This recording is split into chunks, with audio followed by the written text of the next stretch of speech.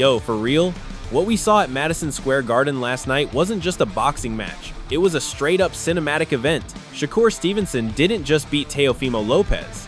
He took him to school and put on a literal masterclass. No cap. We're talking about a masterpiece performance where Shakur was just moving mad, smooth, calm, and collected the whole time. Bomac was ringside, and he was deadass impressed, saying this is the one boxing lesson every amateur and young pro needs to watch if they want to see how the game is really played. He called it beautiful, saying Shakur looked like he was just vibing in there while Teo was struggling to find any rhythm. Teofimo was supposed to bring that takeover energy, but honestly, it looked like he didn't even have a game plan. You could hear his dad in the corner getting all emotional, asking, "What happened to your fast hands?" But man, that speed just wasn't there against someone like Shakur. Man, like you said, that masterpiece, man. He looked so smooth, calm, and relaxed, man. That was beautiful. That was the one boxing lesson that you future guys, young guys and amateurs just turning pro, watch that, man. That was beautiful.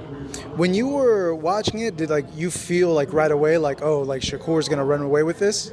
Well, I kind of figured that when they said they was gonna fight each other, so I knew Shakur was gonna dominate him, but they must hype the fight up. Now, when you look at it, in the corner advice that Teo was getting, I know that he's gotten a lot of criticism online about that. What do you make overall of the game plan that he brought for the fight? Well, you said game plan, man. Shout out to his grandfather, Willie, man, my partner. That was beautiful, man. They put together a great game plan, off that jab, combinations, stayed in the pocket, took it half a step back, stepped over, got off the line. That was beautiful. Bomac said whatever Teo brought to the table wouldn't have mattered because Shakur's boxing mind is just on another level. Once Shakur puts his mind to it, the job is basically done. The scorecards don't lie, bro. 119 to 109 across the board. Shakur was landing his jab like it was a heat-seeking missile. He even said after the fight that he knew his jab was going to kill Teo's rhythm. He felt stronger, faster, and way sharper than the champ. Shakur is a 4-division world champion now at only 28, with just 25 fights. That's legendary status. Eddie Hearn was totally shook. He said Teo is an elite fighter, but Shakur made him look very average. Eddie's out here calling him a modern-day great, and saying he belongs in the top 5 pound-for-pound list right now. Just seen Shakur Stevenson unseat Teofimo Lopez, as the 140-pound champion, Ring Magazine and WBO titles. What did you make of that performance? Just phenomenal. I mean, Teo is an elite fighter. He made him look very, very average in there. He won every round. The footwork, the punch selection, absolutely everything. I mean, he's a 4-division world champion, 28 years of age. He has to go down as a modern-day great. So only 25 fights as well in his career, incredible achievement. But were you surprised by the manner that he won in? Because obviously I didn't think it would be as wide as that. I really fancied he'd win the fight, and I was very convinced. But Teo, like I said, he's a great fighter, and it was just the way that he did it, the ease. He's going into the 12th round. I said to Bud, he could do 40 rounds. That's what you get with dedication and the work ethic that Shakur has. Very, very special fighter. Obviously, he has claimed the 140-pound Ring Magazine title. Number 1 ranked, your man Dalton Smith after his win.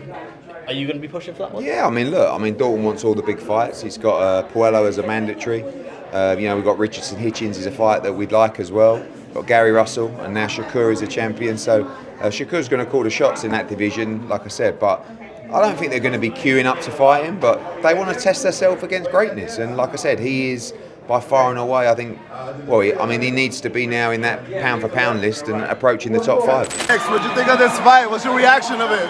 Man, let me tell you, Shakur moved so well. He won every round, and he was just a step ahead with quickness and just with, just the plan himself. Great plan coming in, and he did well.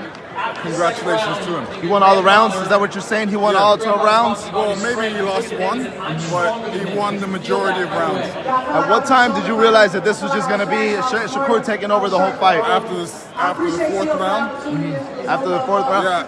Teofimo, it seems like he couldn't just get it going. He just tried differently going up and down. The counters were getting him. Yeah. What could he done differently tonight? I don't know. You know, it's difficult to box against a great mover like that. And, you know, he tried. He definitely tried. His dad was emotional. You know, he wanted him to do better, but, you know, this is boxing. Even the legend Lennox Lewis was feeling the vibes, saying Shakur was always a step ahead with his quickness and a perfect plan. Teo tried to change it up, going up and down with counters, but Shakur was just a step ahead every single time. But the drama didn't stop with the final bell, homie. Shakur was feeling himself, having fun in the ring, and then he goes and calls out Conor Benn right there in the crowd. He was telling Benn, "We can get it banging, boy," calling him a tiny little man. Shakur wants that same rehydration clause Benn used before and wants the fight next. He's not scared of nobody. He's looking to follow in the footsteps of Bud Crawford. On the other side, Teo was going through it at 3 a.m. in the New York Knicks locker room. He was giving this real emotional interview, saying he takes his losses like a champ but honestly hating himself for the performance. He felt like he didn't listen to his team and played too much of Shakur's game. He's talking about how he feels like a punching bag to God sometimes, but he's still a fighter to the end. It's Shakur's era now, no cap.